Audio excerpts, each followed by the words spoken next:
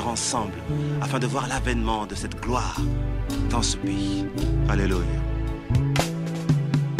Ô Seigneur Jésus, soleil levant, viens régner au milieu de nous. Nous voulons être un peuple qui t'adore. Viens inscrire ton nom dans les annales de la République, Seigneur, dans la paix qui fera lever ta gloire. Que mon pays soit ton sanctuaire, le sillon de ta majesté éternelle, pour changer l'image du monde. Fais lever le monde à toute ta voix, au sommet de la nation, de magnifier Jésus. Et que l'hymne de mon peuple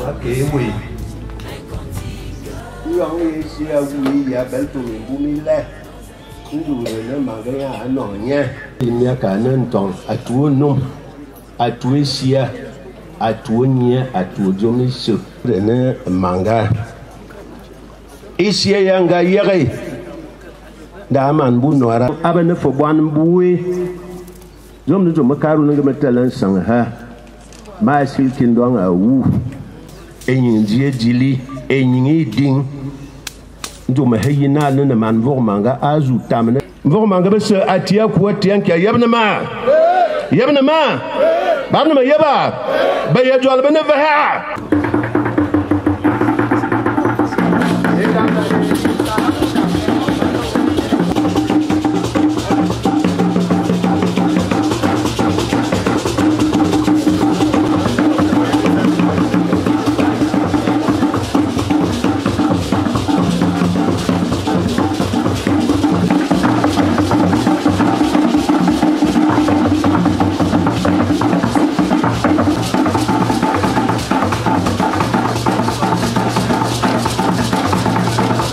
sur le plan national et sur le plan international.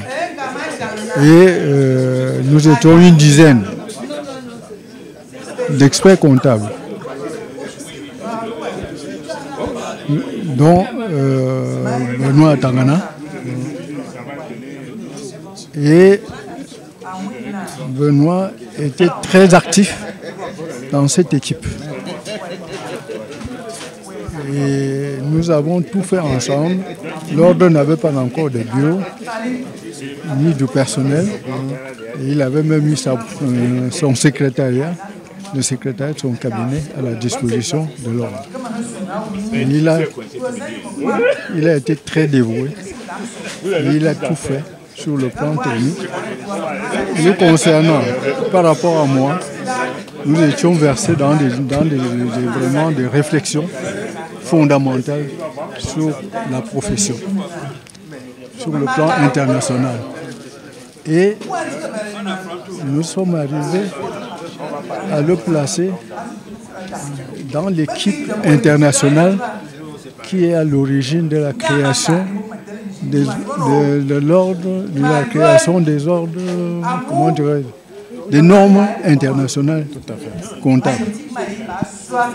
Et ce qui fait que, sur le plan international, vous entendez parler souvent de ce qu'on appelle les IRFRS.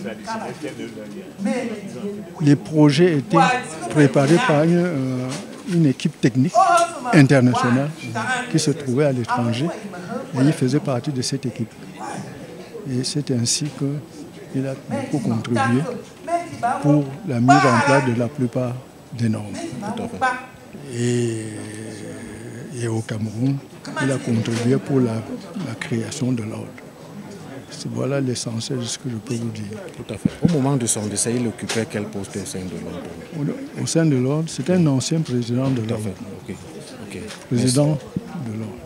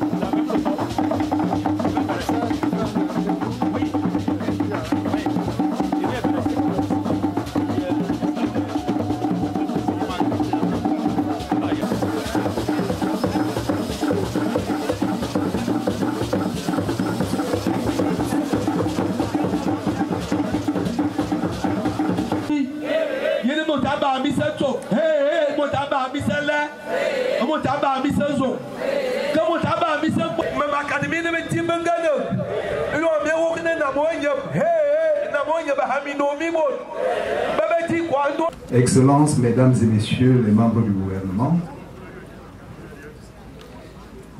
Monsieur l'archevêque, Messieurs les ministres du culte, je vous remercie pour votre très aimable attention. Nous écoutons le nom à vous.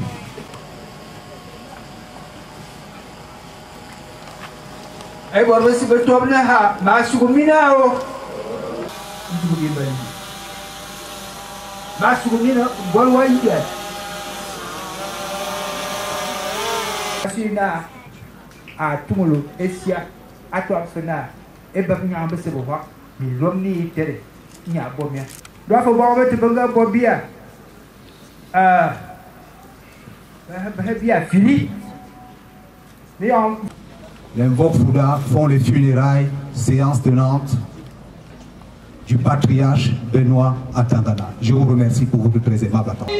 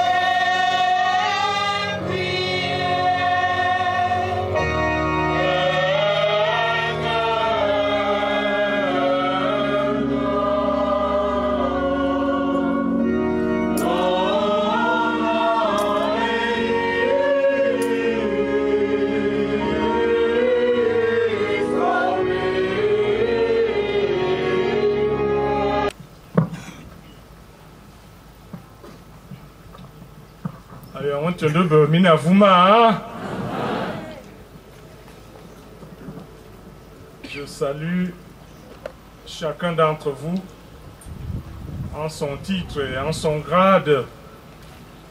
Je salue les confrères, Monseigneur Adalbert Zana, évêque émérite du diocèse de Balmayo, vous, Excellences, Messieurs les ministres, chères autorités, sénatoriales, parlementaires, traditionnelles, religieuses, et vous, marche, soit pour nous l'occasion de nous unir à lui spirituellement et surtout de recommander son âme à Dieu pour l'éternité.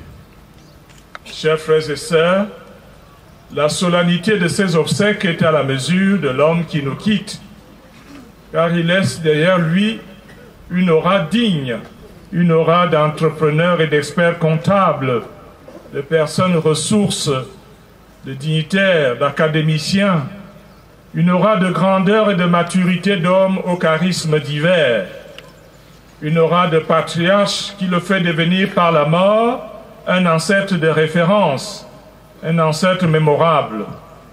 Et si au village, nous voulons célébrer ces obsèques en mettant notre intérêt à suivre les traces d'une vie qui s'est construite où elle est née et qui s'achève en apothéose, laissant en nos mémoires des repères, des modèles de vie dignes qui consolident la famille et lui donnent un héritage humain et spirituel remarquable.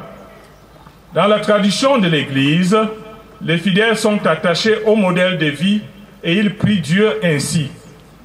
Dieu, tu es glorifié dans l'assemblée des saints. Lorsque tu couronnes leurs mérites, tu couronnes tes propres dons.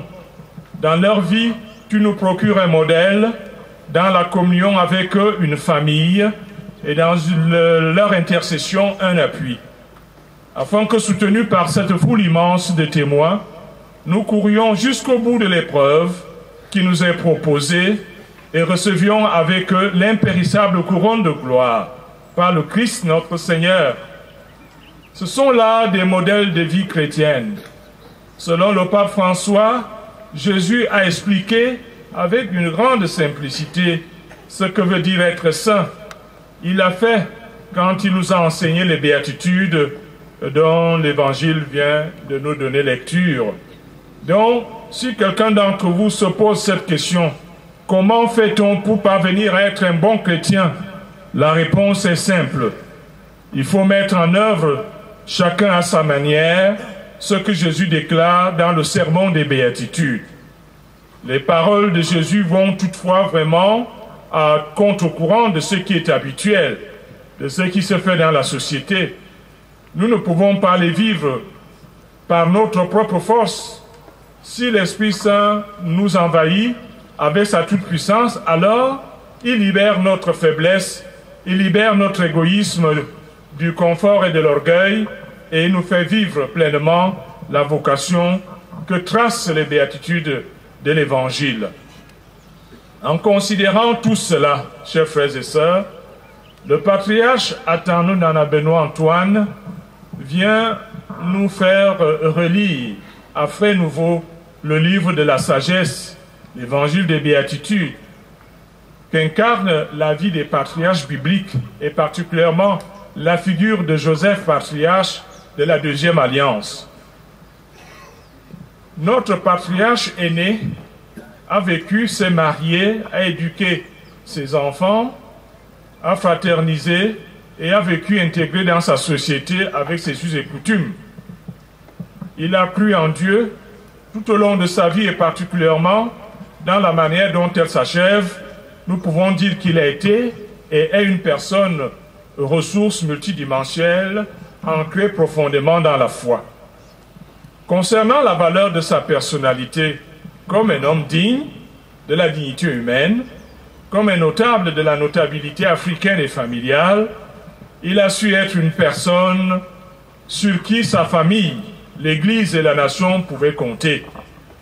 On peut dire que la grandeur du profil de cette personnalité stimule aujourd'hui notre volonté à travailler pour voir de tels profils émerger encore dans notre pays, nos familles, accueillir de telles personnalités rayonnantes d'une telle envergure. Suivant la tradition africaine, il a été un homme respectable parce qu'il a pris ses responsabilités en main. Il a grandi dans notre pays, il a fait ses études et a fréquenté l'école comme formule moderne de l'initiation adoptée par nos familles. Il a exercé un emploi d'expertise et s'est doté d'une source de revenus pour subvenir à ses nécessités. Il s'est marié, a fondé une famille, il a élevé ses enfants et en a fait des hommes et des femmes dignes dans la société. Il s'est construit des logements ici et là pour accueillir toutes ses relations. Comme fils de ses parents, il a eu pour eux une dévotion filiale. Ce fut une belle filialité à l'égard de ceux qui lui ont donné la vie.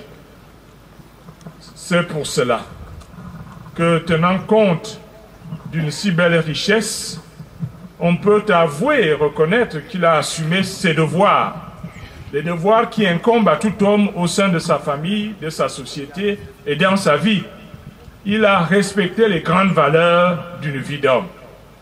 Chez nous, dans l'Église et la société, la dignité humaine, c'est être bien fils ou fille de, être bien frère ou sœur de, être bien époux ou épouse de, être bien père ou mère dans la paternité, maternité de ses enfants et les élever pour en faire des hommes et des femmes dans la société comme c'est le cas présentement.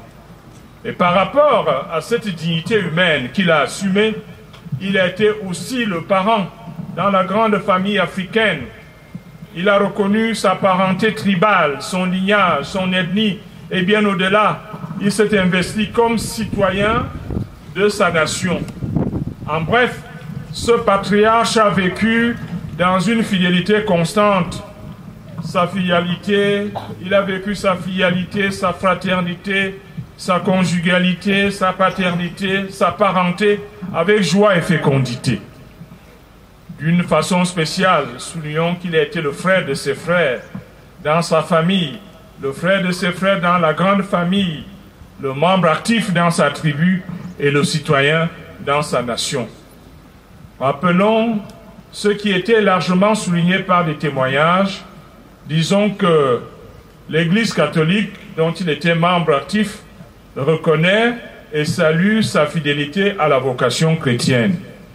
Il lui a offert un engagement et une présence active qui a conforté plus d'une personne dans leur foi, parce que son itinéraire de foi personnelle, communautaire et paroissiale et diocésaine a été pour chacun d'entre nous un modèle. Au moment de le remettre dans les mains de Dieu, la famille, l'Église et la nation peuvent saluer toutes ces valeurs vécues et assumées et accepter ces témoignages de vie et son aura mémorable comme un appel à une reconnaissance bien méritée à l'endroit de notre patriarche Atanonana Benoît Antoine. La spiritualité qui domine ce moment est essentiellement celle de l'action de grâce. Action de grâce veut dire foi, espérance et charité dans le Christ, qui veut dire que nous sommes conscients qu'en cette heure, quoique triste et affecté, Dieu a, à travers la vie de son serviteur, notre patriarche Atana, a fait des merveilles. Quelle vie exceptionnelle! Je vous exhorte donc à promouvoir ce que nous voyons aujourd'hui comme un grand héritage, à savoir l'unité d'une vie avec la foi et la culture, c'est-à-dire l'unité d'une vie avec la foi chrétienne et la culture africaine, l'unité d'une vie avec la foi chrétienne et la culture moderne. Cette unité et cette plénitude de vie viennent d'une volonté ouverte au projet de Dieu qui seul peut offrir le salut. Elles viennent d'une volonté à servir la nation à la dimension des fils et filles patriotiques. Elles viennent d'une volonté à servir l'Église à la dimension d'une foi inculturée qui puise ses racines auprès des ancêtres, dont je salue la mémoire, me souvenant au nom de l'Église du grand accueil qu'ils ont réservé à la foi catholique sur ces terres emblématiques autour de la paroisse mémorable d'Auvon Saint-Joseph. Bien-aimés, vous comprenez donc que nous avons voulu méditer toute cette biographie et ces interpellations à la lumière des belles paroles saintes qui permettent de comprendre à fond, suivant la sagesse de Dieu et celle des saintes béatitudes, la spiritualité de cette vie. Dans la vie de l'homme, comme cela a été dans la vie de Jésus, la résurrection, don suprême de Dieu, qui parachève l'histoire d'une vie voulue par Dieu, pleinement assumée dans la foi, est pour nous le grand mérite, la grande porte, la grande récompense. C'est donc dans le repos auprès de Dieu la plénitude de sa miséricorde. La plénitude de cette apothéose qui assume tout dans sa vie, comme le couronnement de cette athlète dont parle Saint Paul.